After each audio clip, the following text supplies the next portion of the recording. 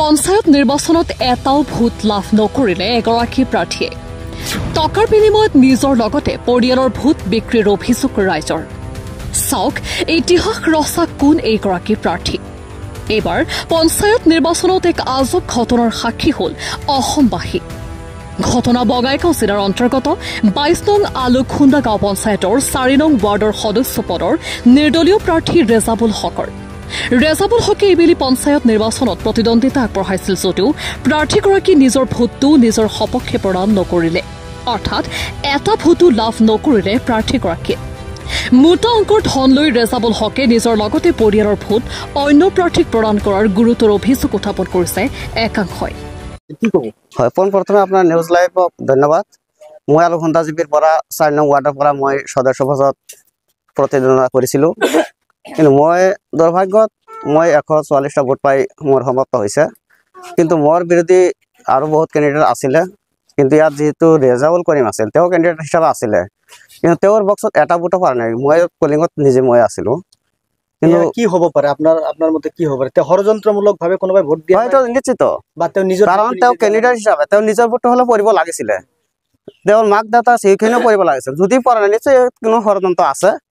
এইখিনি পুৰা সন্দেহজনক কথা গতিকে কমপ্লেইন কৰিছিল নেকি পলিং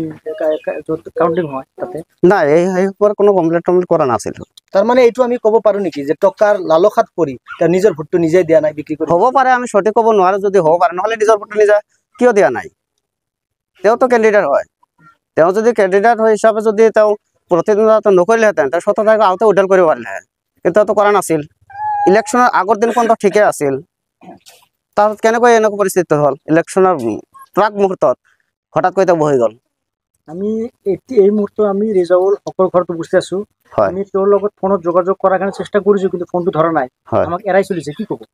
সাংবাদিক এৰাই চলিছে কি ক'ব এতিয়া আপোনালোকে এইটো কিবা চিন্তা চৰ্চা কৰক কিন্তু মই যিখিনি ক'ব লাগে সেইখিনি ক'লোঁ ইয়াত হয়তো মই ভালকৈ আৰু বেছি কিছু নাজানো যাৰ কাৰণে মই আৰু ক'ব নোৱাৰিম নির্দলীয় কেইটা ভোট পাইছে আমি তো কিছু জানি না কয়টা পাইলো না পাইলো আমি তোলাই জানি না আমি জানা এটা ভোট পাওয়া নাই আপনি ভোট কাক দিছে আমি এখন আমরা গরিব মানুষে করে ভালা পাইলো না গতিকে শুনতাছি যে গরিব বাড়িগুলো এই যে ফজলু উনি আর হবো বলে আশা আছিল পরে তাকে দিছি ভোট নষ্ট করে কি করবেন আমার পোলার ফিল নাই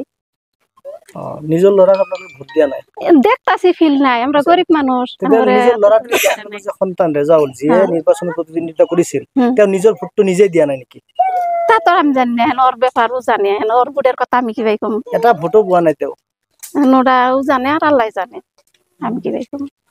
তেওঁ কি কৰে আসলে ৰেজাউলে হাজিৰা কাম টাম কৰে বঙাইগাঁৱৰ পৰা মানিক কুমাৰ দত্তৰ ৰিপৰ্ট সুহানা লাইভ।